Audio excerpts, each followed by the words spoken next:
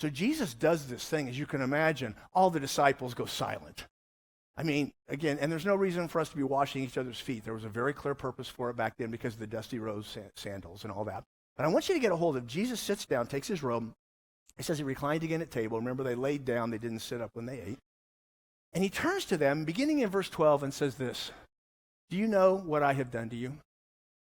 You call me teacher and Lord, and you are right, because I am. But if your teacher and Lord washes your feet, you should also wash one another's feet. For I did this to give you an example so that you would do as I have done. As I've told you, a servant is not greater than his master, and the one who is sent is not greater than the one who sent him. If you know these things, you are blessed if you do them." Guys, what happened is that Jesus looked at the situation and said, guys, I need you to understand what real love looks like. That you have to understand that this was a horrible situation. You guys were acting awful, but I needed to teach you what you needed to understand, to, in this case, even humiliate them, to help them to see the truth, to understand who they needed to be and how they needed to be. That was love. One thing I want you to do, I want you to stare at this statement right here, guys. It says there, happy is an adjective, not a God, little g. Okay, well, why do you need to say that? Guys, here's why we have to say that. We live in a society that has made happy a God.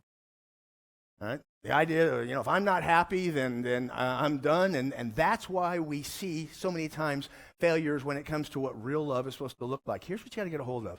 God says that we live in a very broken world. He actually tells us that we will have problems and struggles and difficulties, that we will not always be happy.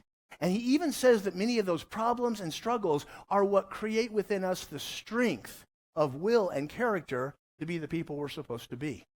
And so when we begin to understand that happy is not a God, it really is just an adjective, that we understand that God is working through the storm. God doesn't always stop the storm.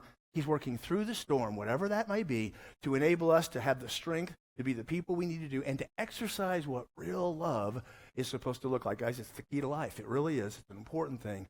And so reject what the world has to say about this. Let's focus on being what God wants us to be in the area of love. Let's do that this week.